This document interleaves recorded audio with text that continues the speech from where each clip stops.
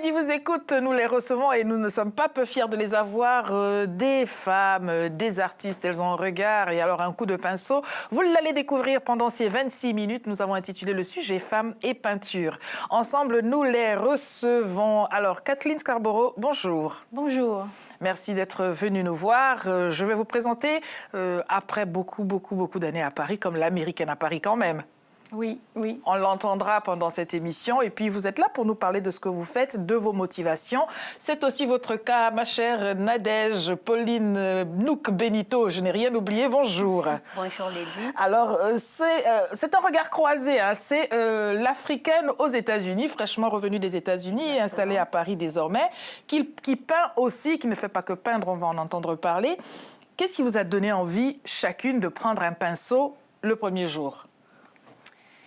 Ce qui m'a donné envie, c'est déjà, au fond de moi, je voulais exprimer ce que je ressentais, mes origines, d'où je viens.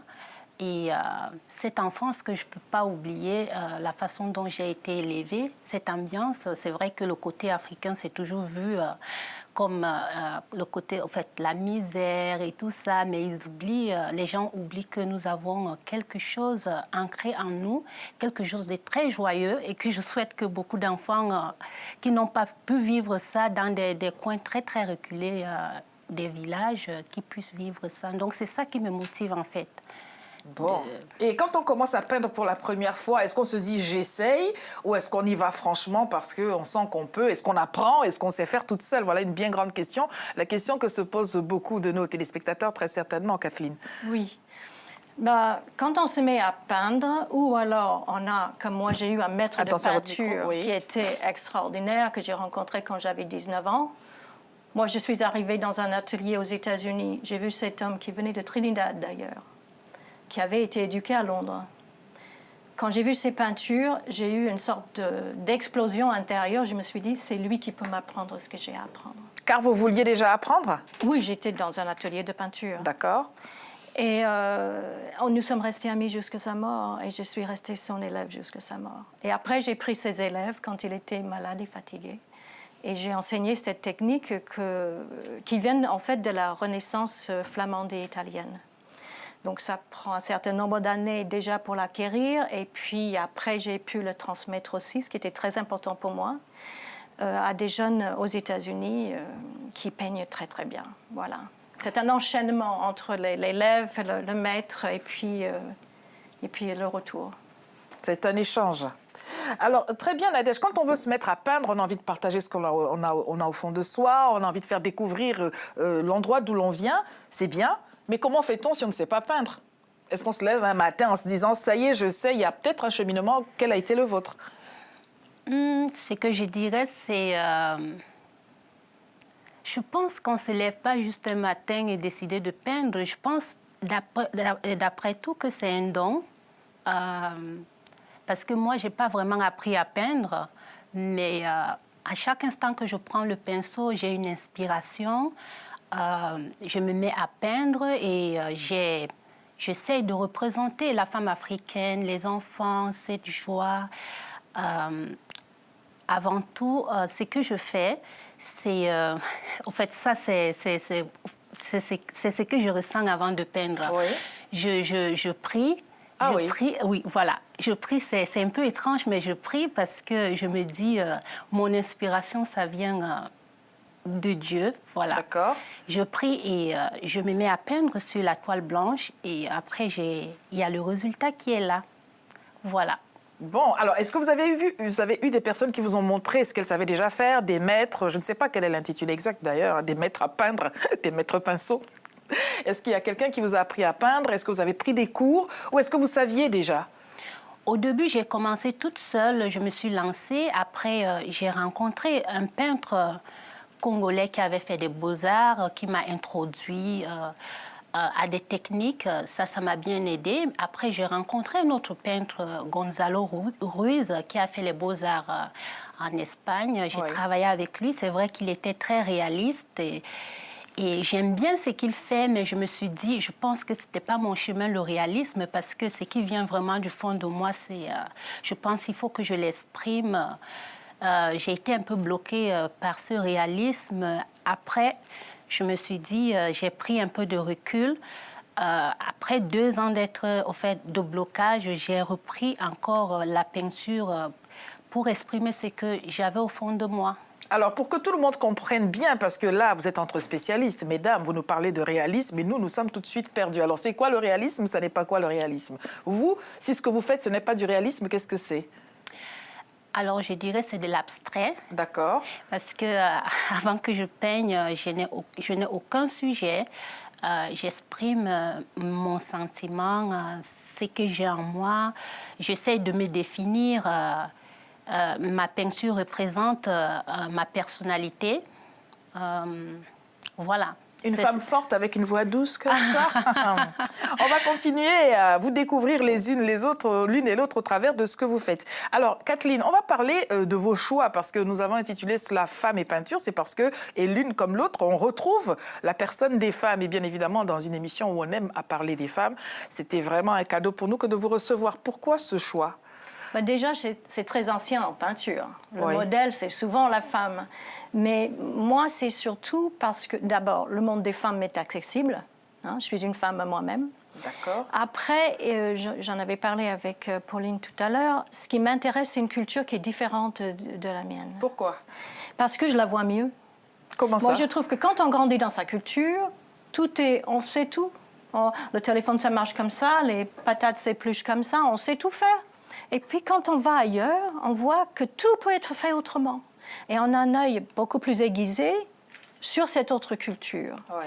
Et donc, quand je suis allée en Inde et j'ai vu cette culture, c'est très différent de l'américaine que je suis ou la française que je suis devenue. Moi, j'ai trouvé ça fascinant. Et puis, la beauté des tissus, la couleur, ça m'a complètement séduit. Et aussi la pensée indienne. Parce que je pratique de la méditation depuis longtemps. Donc, il y a une philosophie, il y a une ambiance. Et puis, c'est vrai que les femmes sont, même si elles ont 3 sous, ce sont des déesses avec leur façon de s'habiller et de se parer. Voilà. Bon, alors, on va regarder, parce que vous en parlez, je vous regarde, je devrais regarder mon écran et découvrir en même temps que nos téléspectateurs ce que vous réalisez. Quel a été le retour des personnes autour de vous de découvrir ce que vous faisiez sur les femmes en Inde, par exemple? Qu'est-ce qu'on vous a dit? Ce qui m'a beaucoup rassurée, parce que je peins une culture qui n'est pas la mienne, c'est le fait que les Indiens aiment autant, sinon plus, mes peintures que les Occidentaux. Et qui se retrouvent et qui se reconnaissent dans l'univers que je montre. Ça, c'était très important pour moi. C'était pas un coup de pinceau étranger, donc, à leur Non, à leur ils m'ont réalité. dit, je me ressens tel que tu me représentes. Ça, c'était très important pour moi. Et donc, c'est peut-être le don que j'ai qui est un peu particulier, c'est d'aller à l'intérieur de la personne et de montrer comment cette personne se sent. Je serre les dents, là. J'ai peur que vous rentriez au-dedans de moi à mon insu pour me dire comment je me sens, devant tout le monde qui plus est. Alors, très bien, quand on peint, en général, on ne peint pas que pour soi. On peint pour soi, c'est vrai, mais après, on veut monter. On veut montrer ce que l'on fait. On a quelques images de photos d'exposition. C'est donc au Fonds monétaire international, tout de même. Comment fait-on pour se retrouver à exposer là-bas, quand même? Aux États-Unis, en plus. C'était à travers un groupe déjà Oui. de peintres. Nous avons un projet. Un groupe de femmes peintres ou de peintres hommes et femmes? Femmes peintres. D'accord. Voilà. Et nous avons décidé, et nous n'avons pas seulement exposé au Fonds monétaire international, nous avons exposé à l'ambassade de France à Washington, et nous exposions partout où les gens pouvaient nous ouvrir les portes. Oui. Tout ça pour valoriser aussi l'image de la femme, en quelque sorte, pour montrer que la femme, elle peut aussi peindre. Donc, Et que vous disent les gens qui voient votre travail dans un environnement, un peu comme Kathleen, un environnement finalement qui n'est pas le leur? Quelle est leur réaction sur votre travail? Ils sont très curieux, ils aimeraient savoir, ils adorent les couleurs. Et moi, je suis très contente de faire valoir cette culture-là qui paraît exotique, mais les gens apprécient beaucoup, et juste pour véhiculer le message.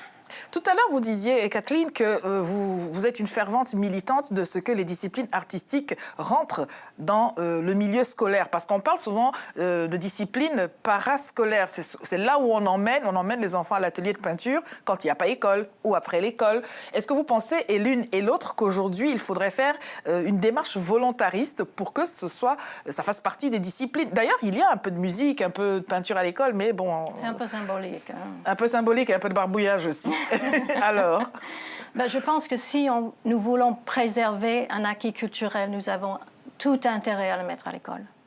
Parce que sinon, l'incroyable histoire de la peinture française et européenne, comme on le voit au Louvre, comment la population va s'approprier de ça et le protéger? Une culture, ça peut se perdre si elle n'est pas nourrie.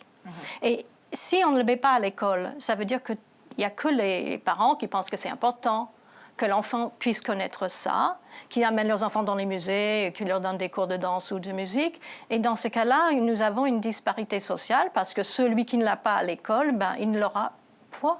Il l'aura point. Il ne pourra pas avoir accès à cet univers si riche et ça serait vraiment dommage. Un avis sur ce point-là, Nadège. Est-ce que vous pensez, autant vous parlez là de la culture de Louvre, même si ça n'est pas à l'école pleinement à 200%, mais on sait qu'en Europe, le grand public a la culture des disciplines artistiques, tout au moins en tant que consommateurs, même s'ils ne sont pas acteurs eux-mêmes. Mais pour parler du public africain, est-ce que vous n'êtes pas, vous et tous ceux qui font de la peinture, comme des extraterrestres au milieu de vos compatriotes? Parce que ça n'est pas d'abord ce vers quoi on se dirige en tant qu'Africain, ça n'est pas nécessairement ce que l'on sait faire ou ce que l'on a envie d'apprendre à faire. C'est vrai que généralement en Afrique, une femme peintre, c'est pas. Je vais pas dire que c'est mal vu, mais je veux dire que c'est un peu. C'est étrange. C'est étrange. Ça veut dire que tu veux pas faire grand chose. C'est-à-dire c'est pas très très bien pris. Mais c'est considéré comme de l'oisiveté. Exactement, peut-être juste, c'est juste pour se faire plaisir, ne pas faire grand-chose. Mais moi, j'aimerais encourager toutes les personnes africaines qui ont quelque chose peut-être à partager dans l'art, qui veulent peindre, de ne pas se laisser influencer par les autres, quoi, parce que c'est vraiment important de se définir dans la société et de faire valoir ces cultures si possible, parce qu'il y a des gens qui ont des dons qu'il faut exprimer. Alors, qu'auriez-vous envie de dire à celles des personnes qui diraient « c'est très beau, madame, ce que vous faites, mais l'Afrique n'est pas que cet exotisme, l'Afrique est aussi moderne ». Parce que souvent, il y a ce débat parfois, on dit que ceux qui restituent une certaine réalité le font de manière compartimentée. L'Afrique n'est pas que cases et femmes en boubou, même si c'est très joli. Qu'est-ce que vous auriez envie de répondre à ces personnes? Ce que je pourrais dire, c'est si je me limite plus aux cases et parle peut-être des femmes, des enfants, peut-être qui jouent dans la poussière, c'est parce que pour moi, c'est l'Afrique profonde qu'il ne faut pas perdre, qu'on ne se perde pas seulement dans les immeubles. Il ne faut pas que nous oublions qu'il y a toujours cette Afrique cachée, ces villages très lointains où on trouve beaucoup de richesses. Je pense qu'il faudrait éveiller à travers la peinture pour faire connaître aussi aux gens qu'il y a un côté, il y a du vrai bonheur dans ces villages-là. Voilà, il n'y a donc pas que la misère. D'ailleurs, Kathleen, lorsque vous allez en Inde ou à La Réunion, par laquelle vous avez fait un passage, je dois dire que vous êtes muraliste, c'est bien cela l'expression. Alors, muraliste, c'est la personne qui peint sur des murs, des grands murs, des grands immeubles. On parlait d'immeubles tout à l'heure. Est-ce que vous avez, vous aussi, cette démarche, comme elle le disait, aller chercher autre chose que ce que le modernisme peut proposer d'entrée de jeu quand on arrive dans un aéroport? Il essaye d'être aussi beau que tous les aéroports. Disons qu'il y a toujours cette histoire que je tiens à cœur de la préservation d'une culture. Et le problème avec le monde moderne, c'est que dès qu'on commence à construire des tours et tout est en verre, tout est en béton, nous perdons le local. L'authenticité? Oui, mais plus que l'authenticité, le style même. Pourquoi, quand on a un peu de sous, on achète un appartement haussmannien? Parce qu'il y a la décoration, parce qu'il y a des beaux matériaux. Et je trouve que le monde moderne est une sorte de bulldozer culturel. Ça arrive et ça écrase tout devant. Et tout ce qui rend l'humanité intéressant, enfin pas tout, mais en tout cas certains aspects, comme la beauté des femmes, la beauté des vêtements. Si je peins une femme indienne et pas une femme américaine, Bon, la femme américaine, c'est le t-shirt et le blue jean. D'ailleurs, pourquoi vous ne peignez pas des femmes américaines, d'ailleurs? Parce qu'elles sont en jean et t-shirt et il faut vraiment faire des efforts énormes pour embellir ça. Moi, je cherche Vous allez vous faire des copines, continuez comme ça. Vous m'avez demandé. Oui. Voilà, moi, je suis très attachée à la beauté des femmes et je trouve qu'il y a une banalisation qui vient avec le monde moderne. Moi, quand je vais en Inde, c'est vrai qu'il y a des jeunes filles à Delhi qui portent le jean et le t-shirt, mais je n'ai pas envie de les peindre. Bon, voilà, si vous voulez vous retrouver en peinture, si vous voulez qu'on puisse vous voir en peinture, vous savez comment il faut vous vêtir désormais. Nous allons faire une petite pause. Alors, c'est une petite surprise, ça n'en est pas une pour vous. Vous l'avez, si ça a été une surprise, vous avez découvert sur Internet, en vidéo, vos peintures. Vous ne savez pas par qui, mais en tout cas, c'est du bonheur, on veut partager. On regarde ceci ensemble, à tout de suite.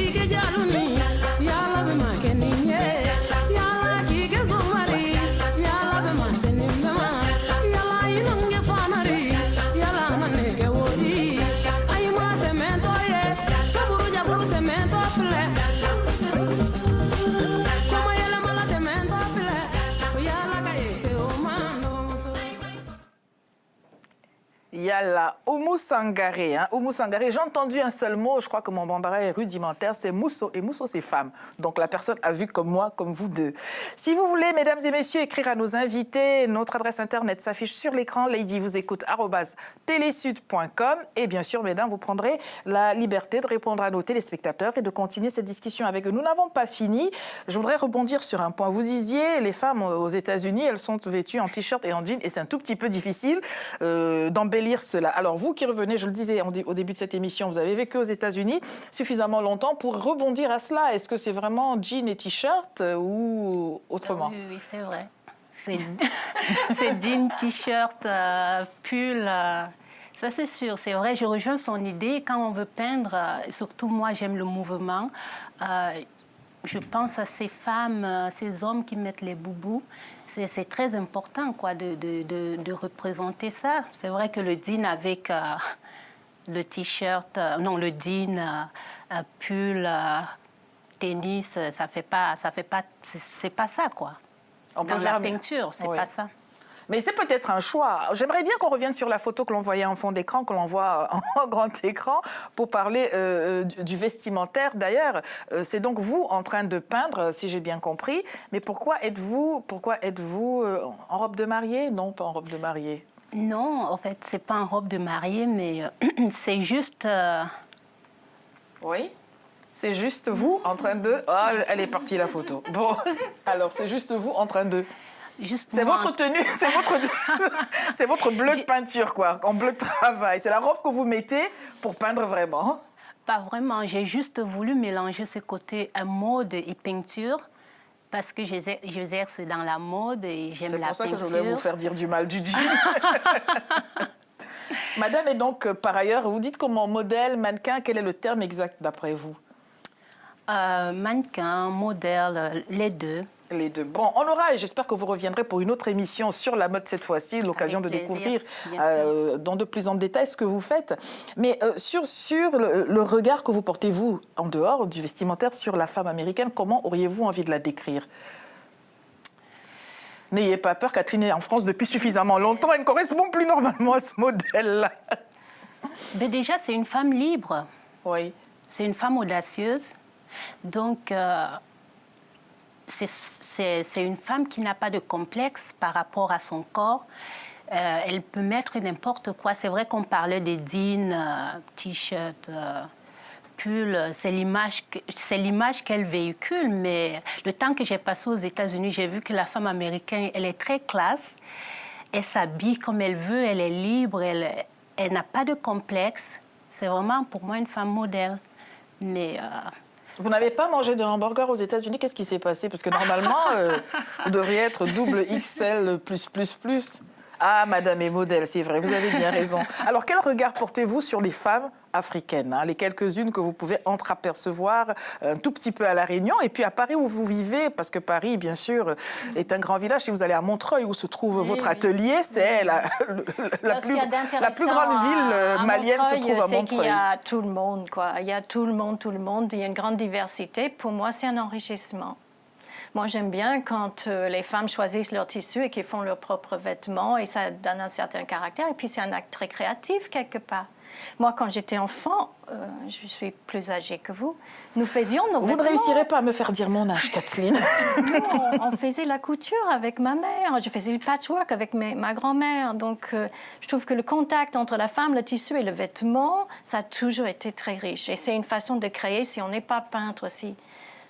Et puis, je connais encore des femmes maintenant, même qui n'ont pas besoin de faire leurs propres vêtements, mais c'est leur creative outlet. Hein, et ça leur fait très plaisir et je les encourage. J'aime beaucoup ça aussi. J'aurai plus de temps, j'aurai 2 vies, je ferai aussi des vêtements. Hein.